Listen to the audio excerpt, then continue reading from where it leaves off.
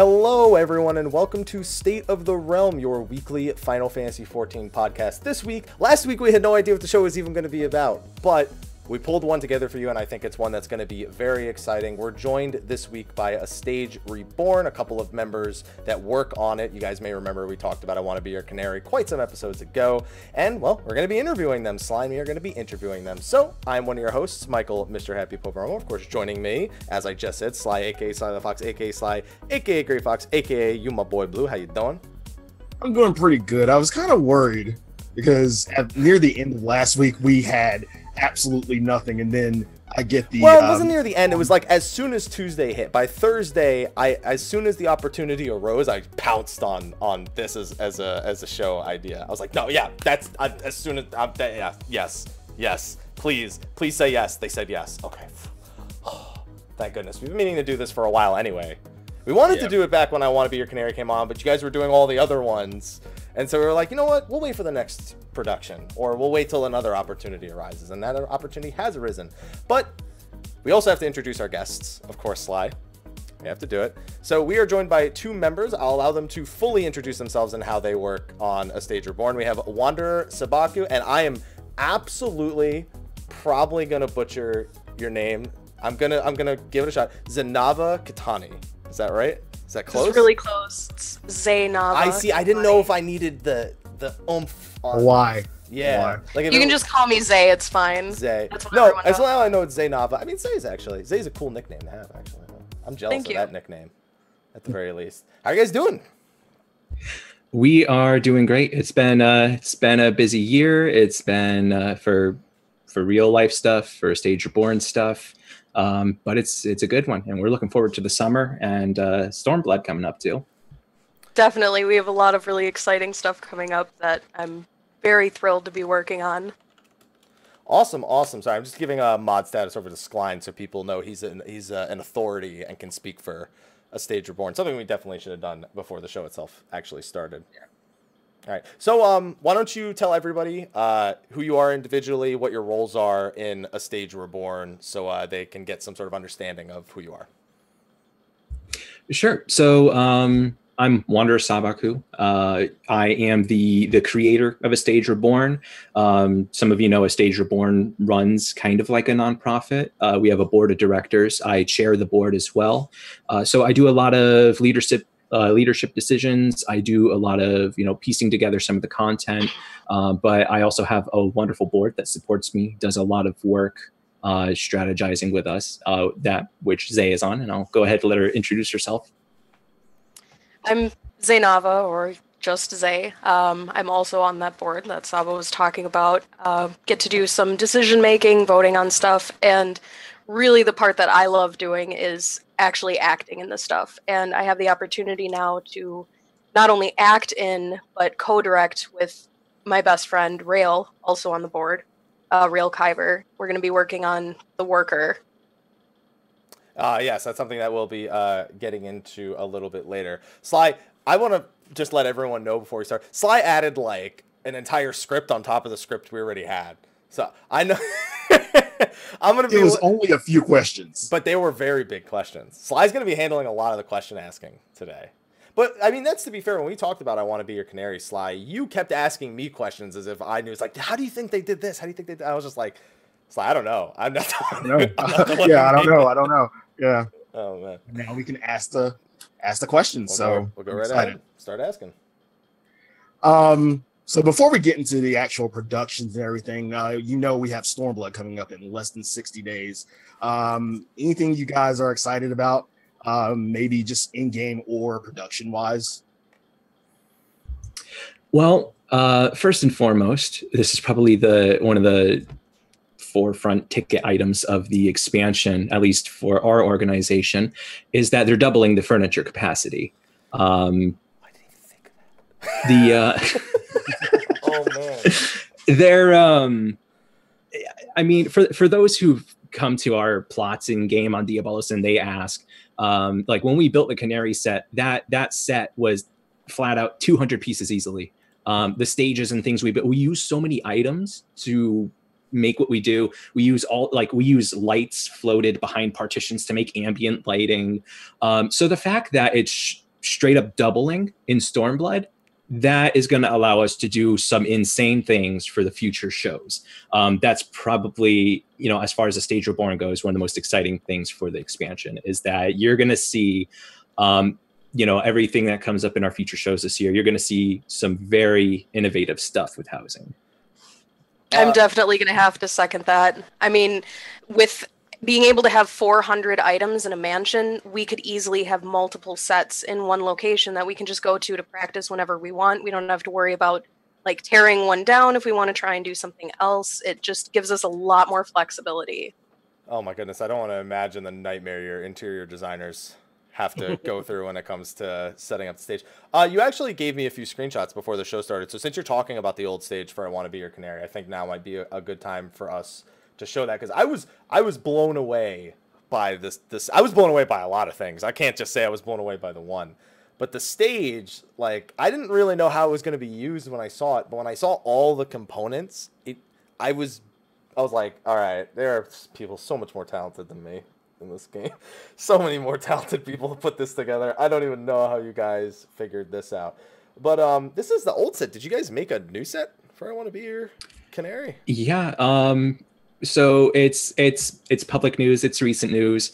We had so much support and requests after Canary closed from 2016 that we kind of were like, hey, should we actually do Canary again? And we all decided that, yeah, we should definitely. I mean, it was such a significant show for us, for the community. So we're just like, let's do it again. And with Stormblood coming up, with all the new furniture we'll probably be getting, the expansion and inventory stuff, we revamped the set, and we didn't just want to rebuild the set. And so I've been doing a lot of the furniture set design myself. So when I get in there, we make it our prerogative to really push what the developers give us. So, we look at when people build things in houses, where like, okay, people are usually looking at 4 walls. What if we change around the walls and like put things at an angle? Why not use the stairs as part of a set? Can we do that? And so that's what we're tinkering with now, as you can see in the new Canary set. All right. Well, with that, we talked about expanding the interior. There's something else I want to know that's more about the location. Are you guys getting a stage in Shirogane by any chance? Is there a plan for that, or is that undisclosed because you don't want people grabbing all the plots? Well, I mean, a lot of players know that we basically all live in the 8th ward of Beds on Diabolos. It's, I think, 40% of the properties on that map are a Stage Reborn or related properties. And our whole idea is that we want one singular location in game where if players are like, I'm tired of the grind, or I'm waiting for new content to come out, I want a different reason to stay subscribed to the game. Let's go see something creative. Let's do something fun. Let's go to an event. You basically have like almost like a theme park to go to. And so while we're not immediately looking at getting a house in the new place, we are, I mean, if there's enough demand, if there's I don't know if they've thought about implementing different features in that kind of housing, probably not. But if there is a reason and a demand for us to go there, we'll go there. Works for me. Yeah, and that kind of led me to another question. With moving with a troupe or a theater in Shirogane, do you have plans on doing any like Far Eastern centric productions or anything? That's a good question. That is a good question, and I mean, we do have. I know Zay can talk a little bit about a Stormblood related project that she started earlier this year, and we're waiting until Stormblood is released so we can take advantage and see what the areas give us as far as background graphics. But we do like doing stuff that is tailored to the community, that does have themes from the game, themes from the Final Fantasy series. So that's something that we always consider when we're like, what's the next content that we do. Would you like to comment on that, Zaynava? Yeah. I'm gonna stick with Zay because I'm way better. I just try to say it too fast. Yeah, the project that I'm working on when Stormblood comes out is because they were kind enough to give us Yuna's outfit because of the FanFest thing. I'm going to be making a sending video, like back in Final Fantasy X in Kilika when she was sending off the souls. I'm going to try and replicate that dance in-game, and I think one of the parts I'm the most excited about is I've actually crowdsourced the vocals to do a cover of the Hymn of the Faith from like people in my free company, people I know in real life, and I'm really excited to try and do something like that because it's nothing that we as a Stage Reborn have tried to do before. Good thing you don't have me crowdsourcing that because you don't want to hear my version of Hymn of the Faith. It's not pleasant at all. But yeah, the reason that I was waiting until Stormblood to do that is because I know there's going to be a lot of like watery type zones, and Sabaku used a really interesting technique of making an in-game green screen with the, I'm probably going to butcher how you say this, but Churgan's curtain. I think I remember. I think I saw a few people do that. I saw it on Twitter. Yeah. So I'm going to try and use a carpet and see if I can kind of piece those together in an interesting way with a new water zone and just kind of like dancing in my bedroom on a green carpet. There you go. I think it could work. Well, thank you. That's the hope. Please look forward to it. Please. Hi. Yeah, good. Sly, never miss a beat. Never miss a beat. Never. That's why why don't you take over for a little bit?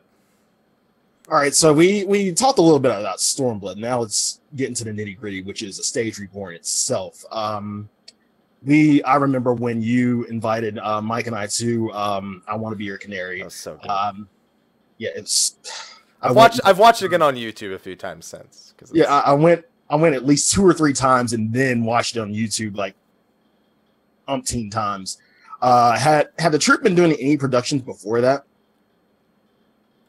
Well, beforehand, that was our first like theatrical production. Beforehand, for over a year or so, we had been hosting a lot of just various in-game events. We did a lot of talent shows because our idea was to, starting off with this idea, it was like, I probably can't get a team of people to do theater. Like, I would try, and I'm sure if I held auditions, nobody would be interested in. So what I did to kind of ease the community into that concept was, using, I know Student helped out a lot with this in the beginning and continuing through, we'd pool together giant prize pools. And because, when we're just like first prize basically gets like 30 million gil worth of items. Everyone's like, oh, I'm going to go to that no matter what. But you get there and it's like, hey, do a skit in game. We'll teach you how to put together macros. We'll teach you, we'll take acting theory and translate it, through video games as a parallel and teach you how to do that and then do something in game related to that. And then get up on stage and do it. Chances are you're going to get something out of it. And a lot of players started, a lot of, people pointed out, they're like, oh, you're just, they're just going to your events for the prizes. And it's like, yeah, at first you got to get them in somehow. But the audience grew and grew, the participants continued to grow, and people started coming for doing in-game acting. And once we hit a point where enough people were interested in it, I was just like, hey, I think it's time we do a production. Let's really push and, take it to the next level. All right.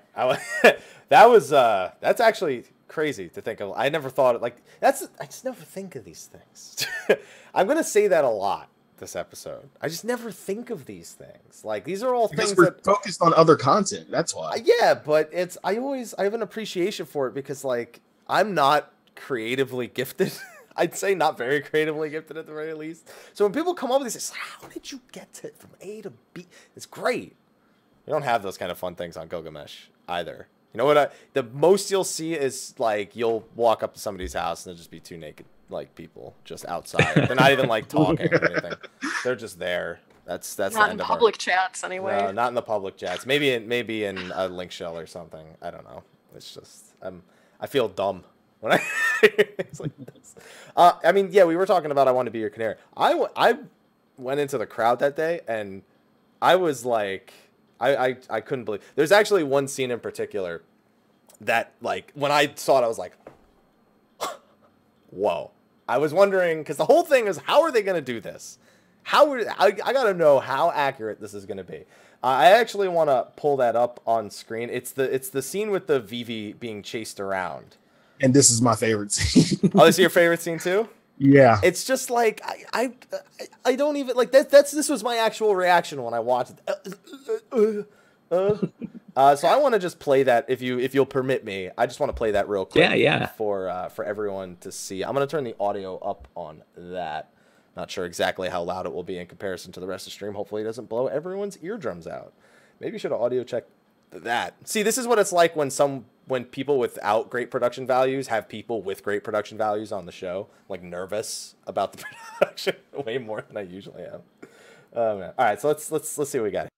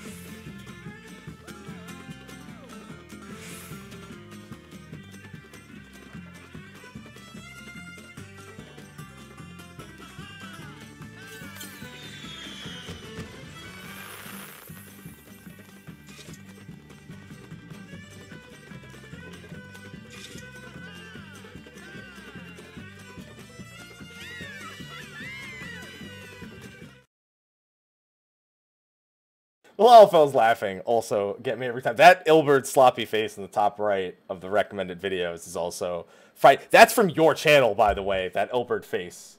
That's in the top right of the channel. I can't help but notice that where it actually is from. I love that scene so much. I don't know any way. I was just, how the hell? Sly asked me, I'm going to ask someone who actually knows, how the hell did that get choreographed?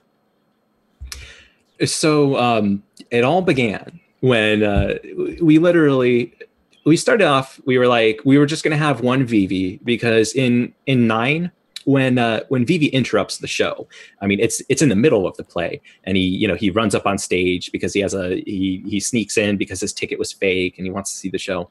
And so, he sneaks up on stage and then, casts fire. And we were just like, well, we do want to, when we made the show, when I arranged it, we wanted to do the full production. And so I was like, well, we got to have this in it. Like, you cannot do Canary without Vivi. And so we're like, well, we can put it at the beginning or the end. And I was just like, I think it would make a really good show opener because it'll hook people. And it's also a good chance to show off that choreography. And so we started off just making them run around the theater for rehearsals, just being like, practice chasing each other. I want you to use the balcony, the doors. I want you to keep an eye on each other, use targeting, make sure you're aware of where each person is so you can, make it really look like you're scrambling around like that.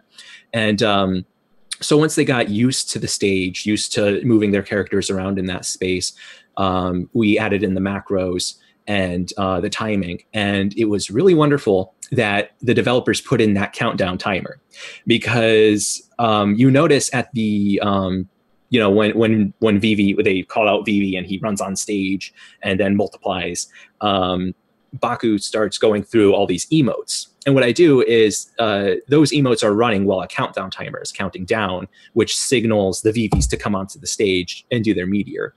And but originally we wanted just one Vivi, but we were like, multiple VVs, especially, no spoilers, but it has to do with 9.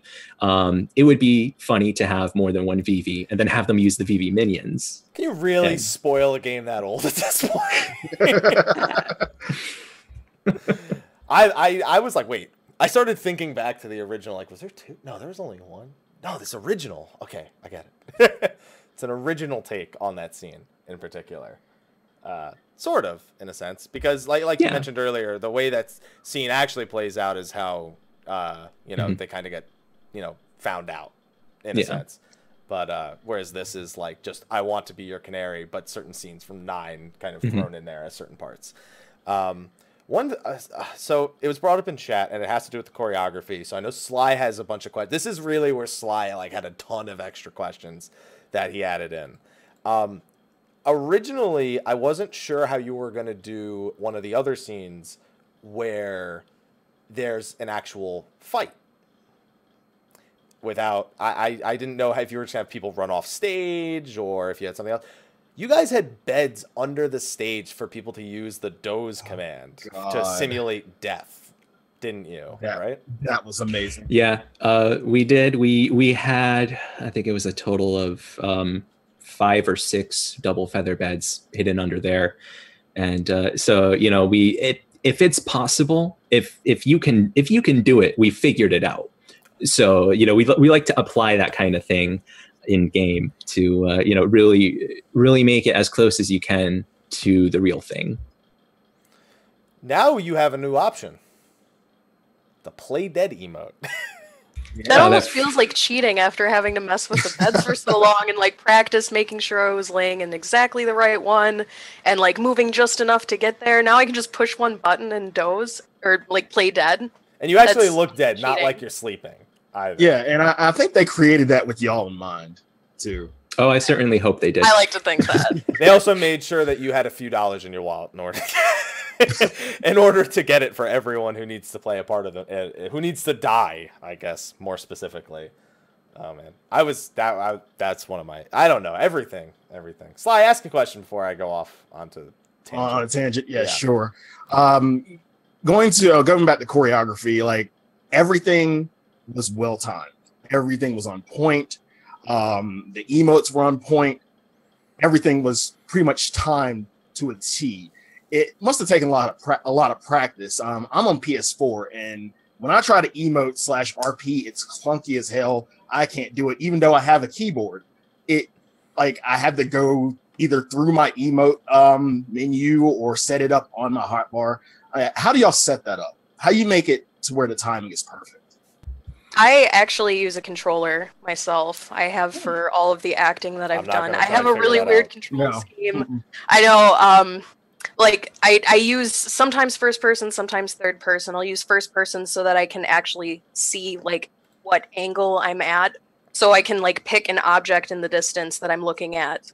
And one of the things that I know people were confused about how we got it to be so on point was my embracing with Ray. Yes. And I loved that people thought that it was people that weren't as familiar with the game thought that it was a 2-person emote like some games have. But that honestly was just a really long time of him coming up to me randomly, doesn't matter if we were at the Free Company house or whatever, and just trying to get me to embrace with him so that we could practice making sure that we knew okay, if I have him selected, I'll be at this point relative to the circle around him. So really it's just a lot of time put into it, a lot of standing in the room and running the same macros over and over and making a tiny tweak here or there to make sure the timing is on point. Have you ever seen a movie where a martial arts master's meditate? Honestly, the Stormblood opening where dude's meditating and she just attacks him and he blocks it on time. That's how I imagine this happening, but with hugging. That's pretty. Yeah, that's he's coming. That's totally accurate. People in my Free Company could probably attest to seeing that happen in front of the house anytime he'd teleport in if I were still there. I better hope you're not eating a burrito or something at the time. You have to quick flail, get to the right hotbar. Get the popcorn all over the keyboard and everything. And another thing you mentioned was the positioning. How long did that take to get down? Because you really, like you said, you really have to be in the right position at the right moment. But it looked, in any scene, it looked like every position was calculated. How did you get that down? Well, Saba set up a lot of like the initial positioning thing. He did the blocking and pretty much just told us, okay, this is how the scene is going to look. And then it was just a matter of like paying attention to little cues. For example, the stage has lines in it. It's a wooden stage, so I got to know very intimately the pattern of that. So I knew I had to stand at like exactly this, seam of the boards of the wood. Or like I was saying, going in first person and just memorizing exactly what my view should be if I'm in the right place. And the other thing that I think that a lot of people don't realize is that micro adjustments are a big problem. It's almost better to be slightly in the wrong place and then not like try and tweak it and adjust it, because it looks really weird, like your character is kind of like running in place. You want to pretty much just throw your character like a dart and then stick where you land and just get really good at, not having to like mess with it or fiddle with it at all. So just a lot of adjustments as is, basically. Yeah, there's Saba can probably explain this a little bit better than I can, but a lot of movements that you see your character doing are more client side, and it looks kind of silly when other people see it on their end. Like I said, like you're running in place sometimes. So we have to be very careful of things like that. Yeah, I mean, even with things like the VV scene, you can kind of tell where, like, what it would probably look like on your end, like, as one of the people running around versus, well, how it looks to us. Like, sometimes you, like, cut corners a certain way and whatever. Yeah, exactly. Yeah, I totally understand what you mean when you're saying that. Another thing that came to mind when I was watching this play, and it's the true end game, Glamour. Like, being able to, get the Glamour as close to what they wore in I Want to Be Your Canary in 9, it must have taken a lot, because you're working with a limit, in terms of 14, a limited set. How did you guys plan for what to wear and trying to get it as close to the actual play as possible? So this was a lot of it was feedback, and a lot of it was me sitting at the market board on various alternate characters, right click, try on, right click, try on, right click, try on.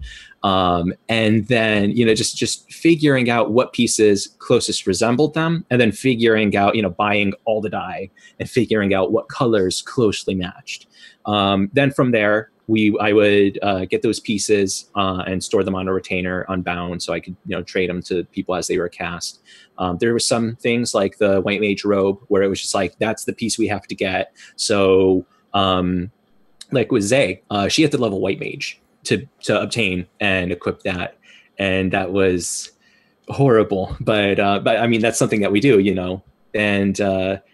and like with the King Leo character, I literally created that character from scratch, leveled up Paladin to 60, and geared it purely for that role. And so, it's, but the other thing too is we'd get somebody equipped in the gear, and then I would randomly get a tell every now and then from the cast member being like, hey, I looked at this gloves instead of these gloves. I think, Zay, it was with yours, or maybe it was the shoes. But, and you'd be like, can you look at this item compared to the one that I'm currently wearing? And then we, look at that, look at the reference photos from Final Fantasy IX and be like, is this a closer match? Is this something, is this really going to be noticeable? Is it going to be a little too much effort to get, or is this something we can swap out? And so, that's the kind of effort that went into putting together these costume designs. Just the fact that you actually had to level. I can't get that out of my head. I mean, it's one thing to level a job to 60, and then you throw on the fact it's Paladin. I don't just. Oh man. Ray had to level that too. That was not his favorite thing. I'll just say. It's definitely less of his favorite now. Oh, that's true. My goodness. Kudos. Props. There. That's it. I just even though I've already done it, I probably wouldn't do it. You would probably have to find somebody else, because I wouldn't do it. Yeah, I'm not. Yeah, I'm sorry. I really want to be a part, but I signed up for a play, not to level Paladin. It's really a labor of love. You just have to keep your eyes on the prize and just slog through it. Think of it this way.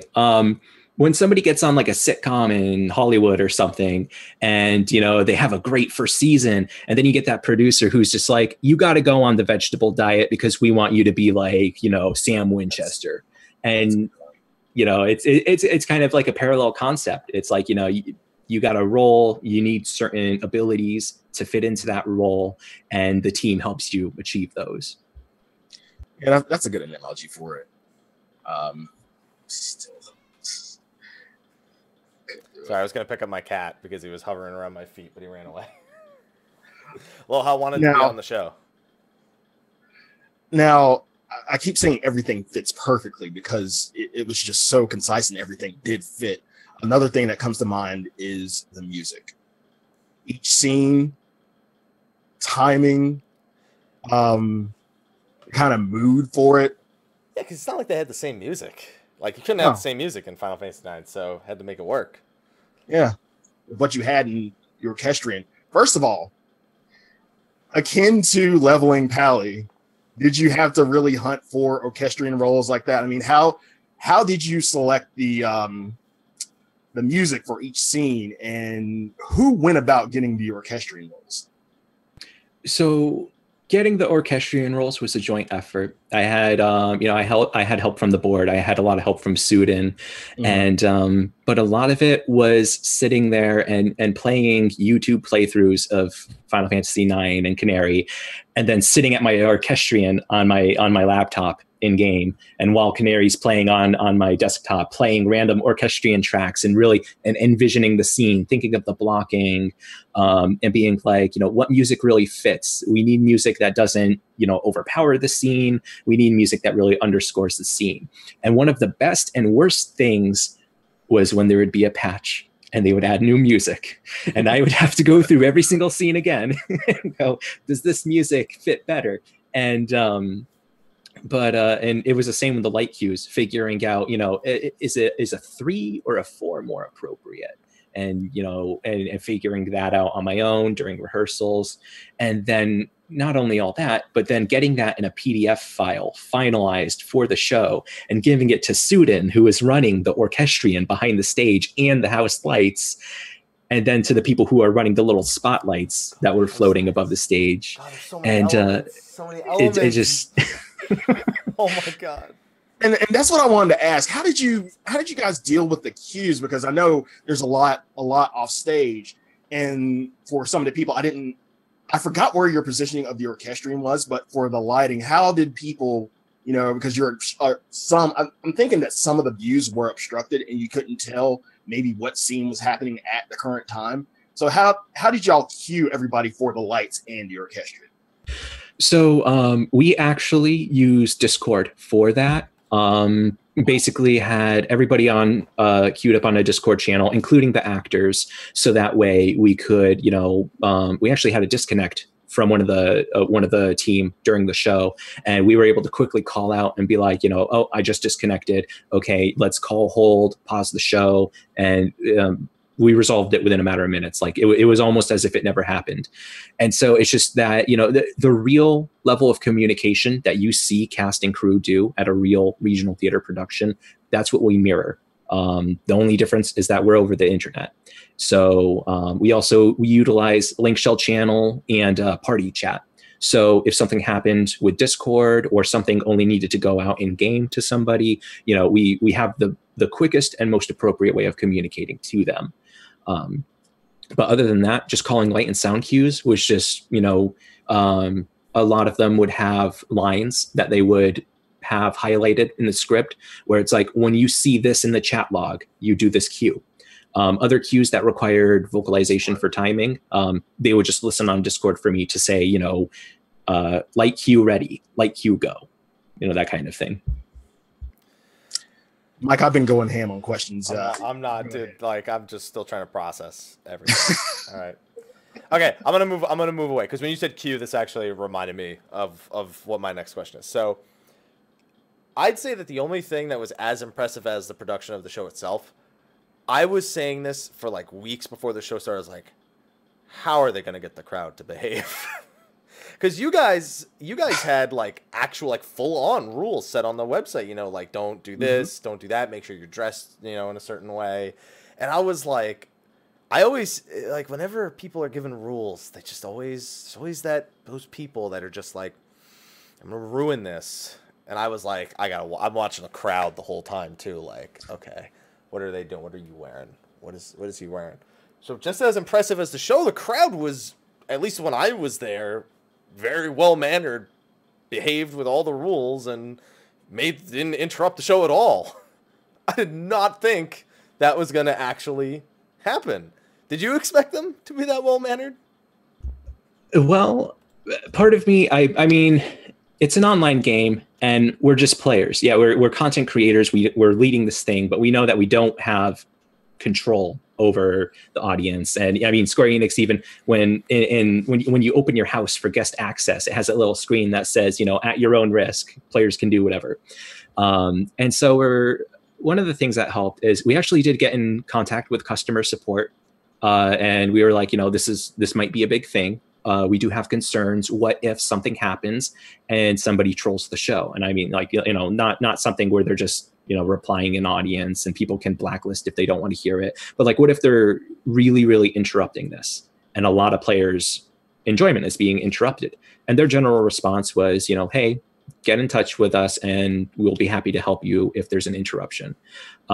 So, I mean, I think the two GMs we spoke with said that they were going to talk to and remind their supervisor, but it's one of those things where it's just like, it's good reassurance, but it's also still in the hands of customer support. So it's that little bit of limbo where it's just like, we feel good that if something happened, we'd at least have recourse, but it might not be there. Then the other thing is a lot of players in the community have commented about this to me, is that Final Fantasy XIV in particular seems to have, compared to other games, a really well-behaved community. Like, you know, the players that are coming to this, they're here for a reason. Some of them waited hours in line because there was a huge line. And, you know, they really they came here to enjoy the show. They didn't come here because, oh, they're doing a silly thing on a server, let's go mess with them. And, you know, some people might have had that mindset where they're just like, this is probably going to be terrible. I want to be there to see them crash and burn, but maybe they wanted to be proven wrong. And, you know, we hope that the community moving forward is just as cooperative and awesome as they've been so far. But, you know, if something does happen in the future and we have an interruption, we always plan around it. We're always prepared for that what if. So quick follow-up to that. Did you have something to add, Zay? No, I wanted to shout out. I didn't have the video in front of me, so I heard someone's mouth open, like they were about to say something. I didn't know who it was, so I was just going to say, honestly, that I was really impressed and proud of all of our viewers because there wasn't anything really. Like, I can't think of a single incident, even a small one, of people being disruptive or rude or anything like that. We actually had a single file line formed outside from, I don't know if you know intimately the layout of the beds, but from the plot the theater was in 28 all the way up the hill to the market board, just a orderly single file line of people being respectful and waiting for kind of a long time because there was so many people. We had a couple ushers out there just kind of like giving people instructions saying, hey, you know, we're going to do another show and however long we're going to form, you know, a line, things like that. And everyone just listened to them. It was really nice. This gives me hope for Rating Happy. And no, there'll never be this nice in a raid. No, Sly, no. The last time anybody lined up for anything in Final Fantasy XIV before Stage Reborn was when you had to line up to do level 15 quest in friggin' like Ul'dah and whatnot. And that barely worked. Stage Reborn had a better single file line than that level 15 quest. Okay? I have to say though, we had no plan. Making this very clear. We had no plan, no idea, we did not do the single file line thing. The community did that entirely by themselves. I remember being on voice chat and one of the ushers mentioned somebody being like, somebody cut in line and said that they have to log out soon. What should we do about people if they're cutting the line? And I'm like, what line? I didn't even know about that. And they're just like, you might want to come outside. And of course, it takes like 10 minutes to zone because there was hundreds of people out there. And I'm just like, who did this? And they're just like, they just did it. I'm like, okay, go with it. Go with it. I remember hearing that there were so many people in line, that so many characters had been made, that there was actually a character restriction, like new character restriction on Diablos because of a Stage Reborn. You basically the week of the production, you pretty much you couldn't get onto Diablos. So now we're telling people, if you want to go to productions, you know, you probably just stick one all on there. The trial account, the entry account, the standard account, you get cross server alts like everywhere. So just make one. Trust me, it's worth it. Yeah, I'll definitely second that idea. I'm somebody who tries to do things last minute, but in this case, I was like, nope, I am doing that as soon as they invited me. I am doing it now.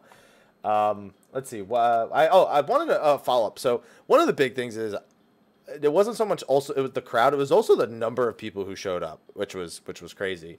I don't know. I not very often do you see talk and shout that actually has to do with productions or plays or anything that would let you know that anybody has interest in these kind of things in the community. It's just not a publicly spoken thing.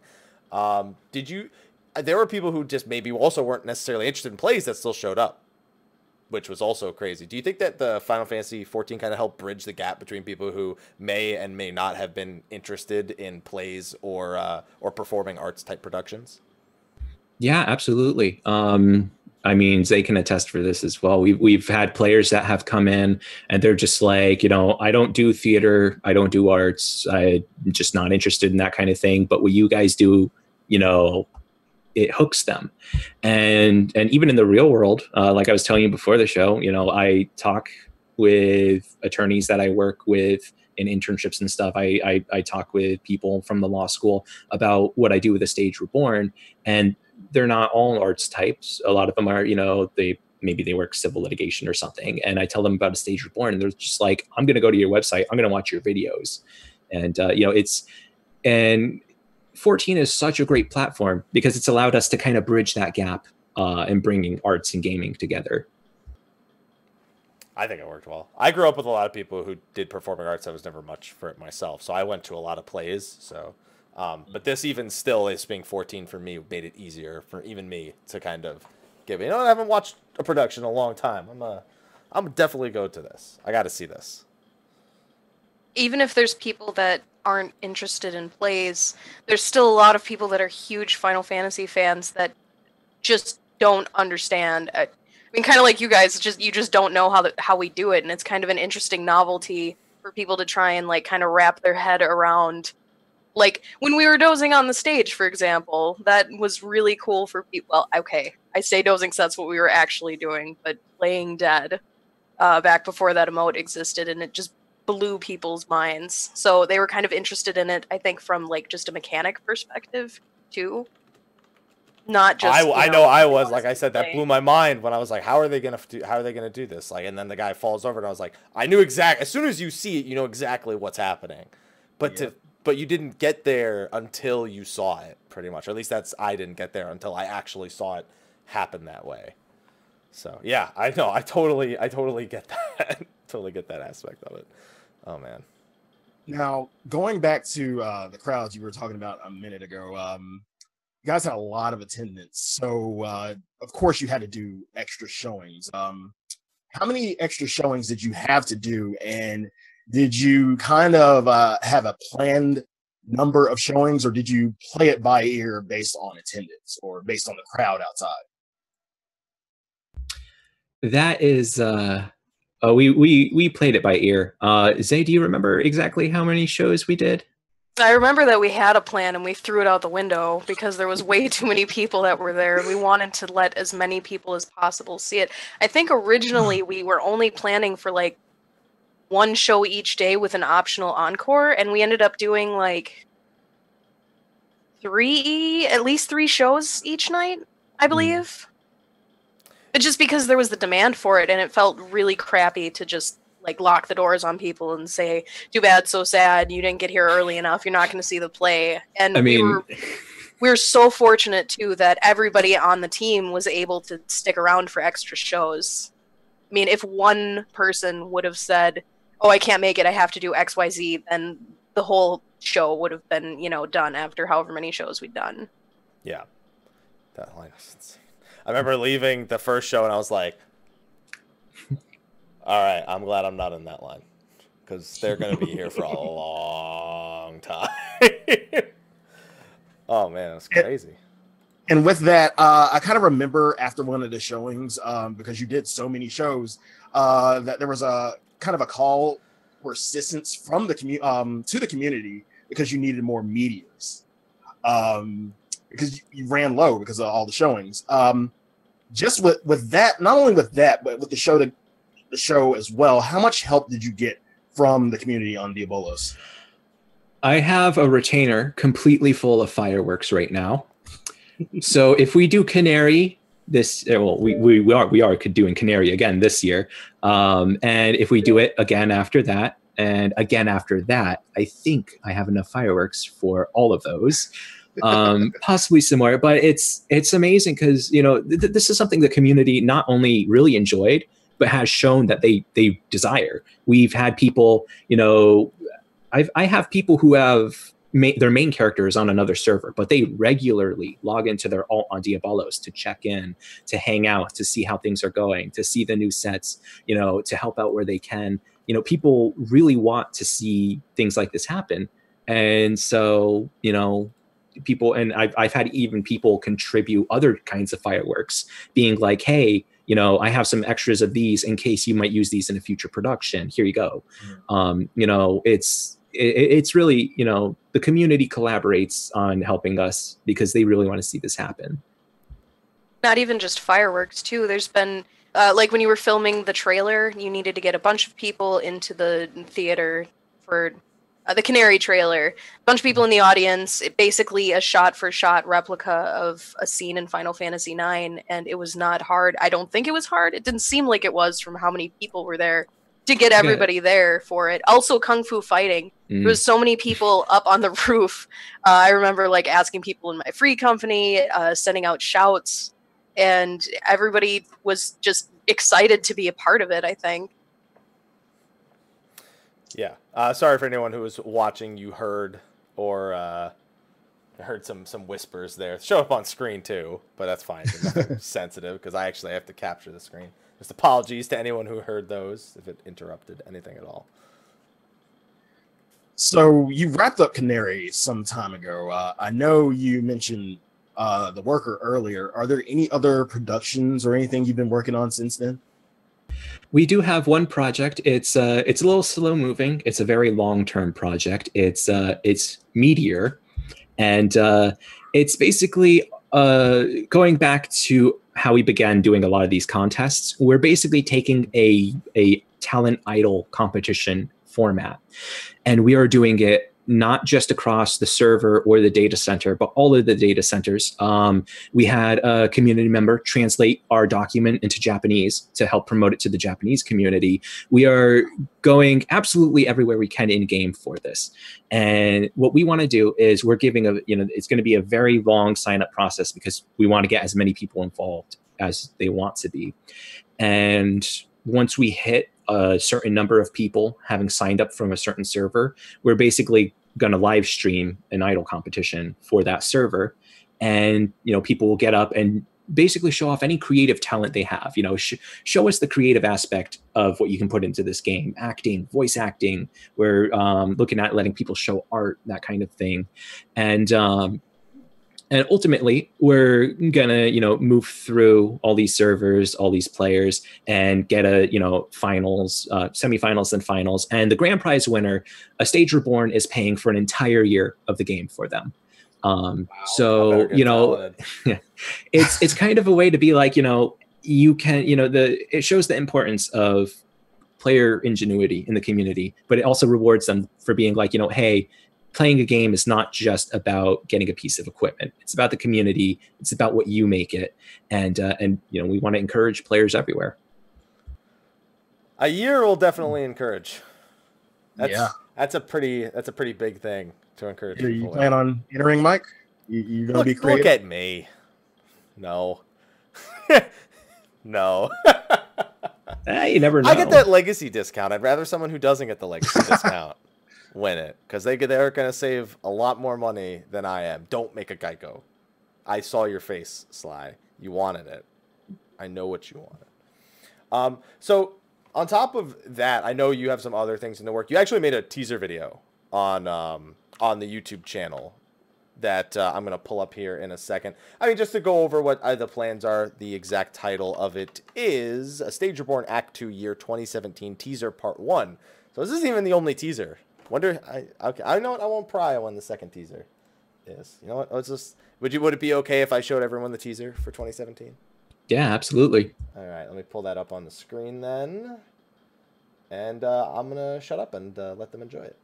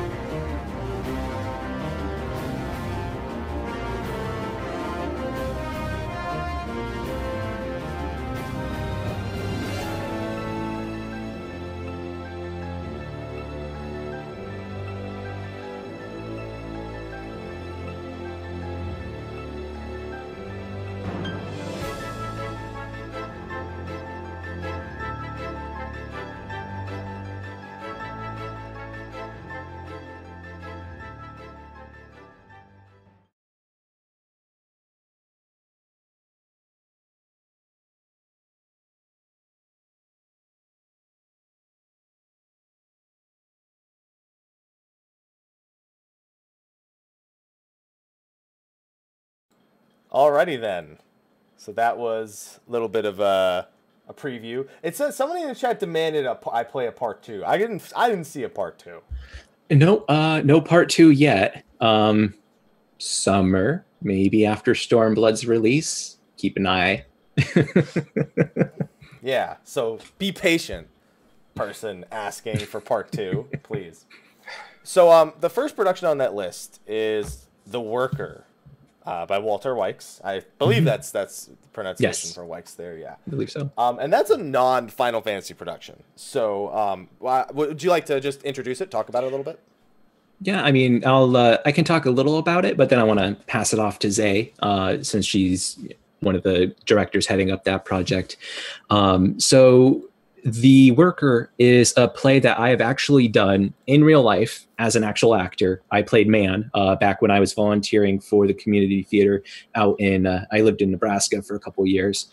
And it's a fun play, and I thought that a lot of the themes in the play can be related to the kind of the weekend warrior that you see often in video games, especially on 14. These people who they're impacted by the economy, work is really stressful, and this play kind of essentially has the man who is working for the company, quote unquote, and he's like the breadwinner, and the company is giving him additional work and all this work, and he's taking over all the departments. And the thing is, if he falls behind, they execute you. So it's way to give spoilers for my play. Thanks. Well, it's an important thing. Unlike about a really old game, I think a play is always has spoilers on it. But the important thing, because I got asked this question, it's not, it comes up a lot. A lot of people are just like, they read the play and they're not quite sure, why we chose that play, or they read it and they're just, they're curious about the selection, and just that pressure that the economy and work can put on you. That is something that we feel people might be able to relate to, especially since a lot of people that play games, they're just like, getting on the game and enjoying it is their way of shutting out their 9 to 5 and taking time to relax and enjoy things. So we hope that players can connect to it into that way and enjoy the play the same way that I have enjoyed it. But Zay, if you want to take over and talk more about it. Yeah, I think that it might not have the immediate built-in audience like doing something from a Final Fantasy in another Final Fantasy would have. But much like Sabaku was saying, there's a lot of people that once they give it a chance and once they hear more about it, I really think that they're going to relate to it. And it's really exciting to be doing something that's not just from a video game. I can be a little bit more immersed in the role. There's less people on stage too, so I am able to do more actions when I'm not necessarily the person that is the focus of what's if I'm not talking, I can still emote. Apparently this is called stage business, I just learned. But with Canary, there was just so many moving pieces. I wasn't really able to do a lot when other people were acting, because if I start moving, they're just going to look at me and they're not going to pay attention to what they're supposed to be doing. And with this, I can kind of get more into the role, which is really nice for me. Instead of just kind of having to be a little bit static, I can move around, I can say things, I can do things. So that's been definitely a different thing. And I think the last point too I wanted to make is we want people to remember that, we're not role players. We're not just doing in-game plays because it's fun content for us. We see ourselves as an equivalent, a new age parallel to regional theater. We have an educational component. We teach people, the parallels between, how does doing this in game relate to real life? We've had people from Canary who, when Canary ended, they enrolled in an acting class and they applied concepts that we taught them in Canary to their acting class. And, people are learning things about making a production through what we do. And so that's also the importance of bringing in regular theater like The Worker. It's that educational component that we want to stick to as well. I like it. I'm going. Sly, going? Looking forward to seeing you there. I'm looking forward to being there. I'm trying to think of some of the other plays I've seen that are... it's been many years. Many, many years. I'm looking forward to it all the same. Hi. All right. Sly? You got something to add? I don't know if I should, but I kind of wanted to ask, because when I guess the last night of I Want to Be Your Canary, you had planned to release the was it a trailer that night? I don't think it was the trailer that night, but the information on Twitter about Maria and Draco. And this one is when I'm really looking forward to. What was the thought process going into planning for Maria and Draco? How did you settle on Maria and Draco for your next one of your next FF projects? Well, like I mentioned in the beginning, we do want to take pieces that are relevant to the community as well, and just the idea of how are we going to do a video game opera the way we do our plays, and it was just like, I want that challenge. We want that challenge. And so, we're thinking of ideas of, okay, well, do we do like sync tube or something to have music with it, but we don't want to put too many instructions for the audience to have to follow. So maybe we do 2 projects, and just all the things that could come out of it. We were just like, we really have to do this. And also because it's such, it's kind of like Canary. It's this little show that's kind of just thrown into one of the games, and it has an important role. It has some funny things in it. There's things involving Ultros and stuff. And we're like, look at the way we brought Canary to life. Look at how we can probably bring Maria and Draco to life. Let's do it. And so, we were just like, all right, next big project. We got to get that done. I'm going to see that too, by the way. I'm really looking forward to that. Yeah, the Ultros part especially. I noticed for Maria and Draco, since you brought it up, talking about that with the scene like Ultros and whatnot, you also provided some screenshots. I believe this is the Maria and Draco one that I'm about to place on the screen. So I noticed you moved it into the living room, or the entryway this time, the actual stage. There's no other way to build that stage, is there? There's no other way to get exactly, because that's pretty accurate to the original stage in a lot of ways. Yeah. Well, I mean, I would argue that there's a million ways to build that stage. You're way more creative than I am. Except because we only see maybe 1 or 2. But I mean, that was one of the things is some people brought up the idea of, when we did Canary, they saw the vegetable boxes floating, hidden by the floating wall planters, and they're just like, what's the point of that? I don't really. And then they saw how it was used as a balcony, and they're like, oh. And then I think a couple people mentioned to me, have you ever thought of using the main floor? And I'm like, well, you got the stairs in the way. So, while it has that balcony built into it, how are you going to deal with the stairs? So with troop stages and everything, I'm like, what if I just built the stage as the stairs? Especially if you watch the cutscenes in the Final Fantasy VI opera, Maria, during her aria, she's going up these stairs, traveling up the tower. And so it's like, having something available to climb like that is going to be really important to the show. So I'm like, okay, let me see if I can kind of build a castle using those stairs. And that's what I ended up throwing together. Continue to impress. Just continue to impress. That's all I can say. That's what I got. Oh, man. Sly, did you want to take yet anything else? You were in the middle of something, and I just kind of took it over. Oh, no, you were fine. That was pretty much what I wanted to know about. In that trailer, all the projects, mainly the Worker and Maria and Draco, but the other projects, I don't even know where to start with the other projects. We have we have a picture of the Worker stage 2 that was shown in the video right here. Here, I'll get it on screen. There we go. There we go. Perfect. Since you're already talking about it, perfect transition, Sly. I'll acknowledge it mid-show instead of after the show, so it's awkward for everyone. Thanks. But there's a ton of projects through that trailer, and that was the first time I've seen the trailer. It's for me, it's just sensory overload. I'm really looking forward to seeing every one of them. It has to be a crap ton of work, though. It is. Pretty meta that we're doing the Worker. That's more meta than I think you intended. Yeah. The set for the Worker is a lot. Because it's not like trying to be a crazy fantasy world. It's very. Is there homely? I believe.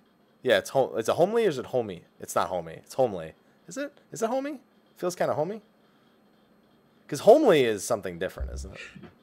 Yeah, I think homey maybe. Yeah, I'm going with home.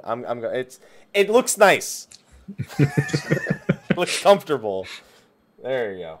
So what I just want to interject a question here. How does it feel putting something together like this versus putting together something like the Final Fantasy IX production? I love thinking of the worker, like the actual worker, and they actually have a painting of Nanamo and Raubon in the real version of it. I'd love to imagine that. Sid. I love it. But Zay, do you want to take over for that one? I'm sorry, you got distracted on a tangent of homie, and then I lost what you I think she was looking up the definitions. Doesn't that mean like plain or? Well, for the worker set, we had well, for one, it's in a medium. Oh, so right. Okay. Yeah. I've caught up now. I've got homie out of my head. It's supposed to be kind of more like a sitcom and like a more intimate and close up kind of experience, as opposed to going to like a regional theater and seeing a play. We wanted you to feel different when you walked into the room than you did when you were walking into Maria and Draco or something like that. And Sabaku, actually, you did a fantastic job on that. I must say, we did a little bit of fighting on if it should be a small or a medium, but that got resolved, and I think it looks fantastic. I think it's really interesting how you've used the white walls to like change the shape of the room entirely, but not so much that it feels really out of place. I think that was really well done. Just gonna take the compliment. And he's just nodding to himself. You guys, yep. you guys aren't seeing it right now. He's just like, yeah. And that's it's actually it's a funny thing, because a lot of people they always see the end product and they never really. I mean, they ask kind of, rhetorically, wow, how do you do it?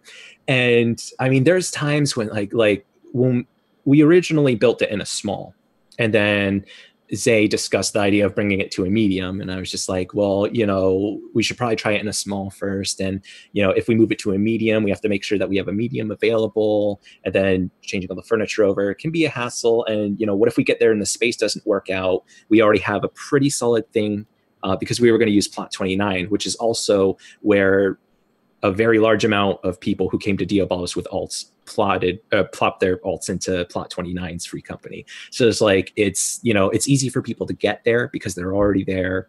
So it might be more beneficial. Going to a medium might be just a marginal benefit. And then so we went back and forth, and we're just like really stuck on this issue of medium or small. And it's, I mean, we really wanted to push this out before Stormblood, because there's this content lull right now.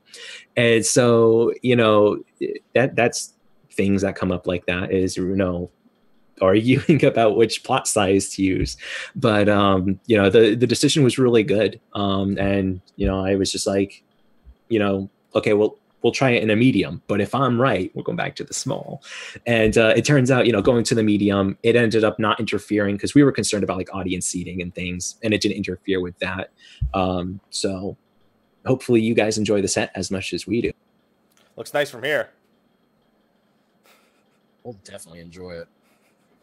Mike, did you off the top of my Dude, head, my brain is fried even trying to process just the sheer amount of things that is like the amount of work and I feel inadequate right now. You realize I didn't put every single question I wanted to on the script. I know you didn't. Yeah, I know you didn't. I could have went on for about a good 2 or 3 hours with all the questions we had.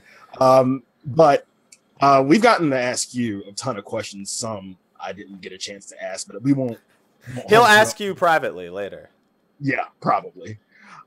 Is there anything you want to say to everyone who's looking forward to some of your productions this year? Yeah. Well, definitely try and see them. We're going to try and broadcast everything on YouTube and Twitch as well. And I mean, just like check our website, keep in touch, figure out what's going on. We're always pushing for not just projects that we think that the community desires. A lot of what we do is responsive to the community. So if you want to see something, like make your voice heard, like get an army of you guys to just be like, do this play, please. And if there's enough, we'll do it. So, you know, we're here to serve you. So take advantage of us. Sly, don't smile like that when he says that. Don't smile like that. Don't say it. Don't. The next words out of your mouth. I know what they are. Don't say it. No. How you doing? There No. you go. All right. No. Zay, did you have anything? I just feel incredibly blessed that I've been able to be a part of something like this, and it's fulfilled me in, like, emotionally in ways that I never expected a video game would. It's become, like, honestly, one of the things I'm the most proud of that I've had a hand in recently, and I just want to thank everybody for their support, for coming to our shows, for sending me tells in Final Fantasy right before this State of the Realm, telling me not to panic, and just the support and the outpouring of love from the community really has been so rewarding, and I'm so grateful for that. And I really hope that it continues with our productions this year, that people still love what we do. But even if they didn't, I just love acting because I'm masochistic or insane or something, and I love sitting there in rooms and running macros for days. I don't know that that's masochistic. But I mean, I'd do it if no one even came to the shows. It's just really fun in and of itself, even though it's a lot of work. Well, I know we and pretty much most of the chat appreciates everything you do, and we are definitely looking forward to all the productions this year. Please look forward to it, chat. Sly, I think we've used that more this episode than in many, many episodes. Yes. And you're not even saying please, and I'm still, as soon as I hear look forward to it, even in any other context, like, yeah, just. But again, thank you so much for everything you do, for the content you give the community. Makes us wonder why we're complaining. There's nothing to do. It's like, no, there's plenty to do. You're just not doing There's it. plenty to do. You just got to invent it yourself. Yeah. But thank you. Yeah, thank you so much. Well, thank you again for joining us. Hopefully everyone in the chat enjoyed the Q&A. Even the chat got a few questions in here and again. And Slyh, thank you for taking care of a lot of those questions in the chat. And also, he just wants you to know that he's going to get fired as soon as you look over the chat, if you haven't been already. Just he's working on some projects here. If you want to know exactly what it is, just type !Slyh in the chat, and it'll give you a perfect representation of what he's been doing. Or he or she. Actually, we never established that at the beginning of the show. Just said Slyh at the, yeah, you're screwed. So, yeah, you're screwed. But anyway, real quick, why don't you tell everyone where they can find you at? We'll start with Wander. By the way, Wander, I very quickly wrote your name. I wrote Sebaku instead of Sabaku, and I'm going to apologize for that. Listen, I screwed up Ethis' name the first time he was on the show, all right? It's like tradition. I got Zay's right, though. I like it's okay. But you couldn't say it.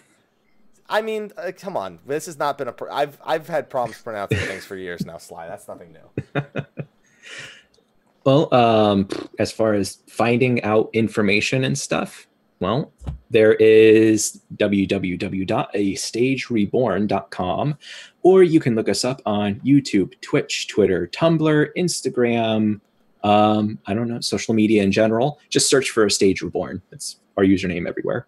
We have a Discord, too. If anybody wanted to get hold of me, I'm on that Discord. There you go. Oh, well, Zay, why don't you tell them where they can find you at? You have the Discord. Any place else? Pretty much just Discord and online. But my Final Fantasy life is just as real as my real life, so you can find me on there. It's not that hard. Also, I have an alt on.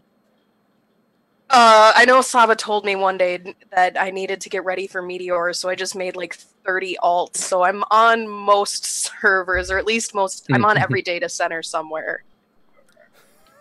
We'll find now. I would like a scavenger hunt to begin at this point. Just on every server, just try to find the Zay.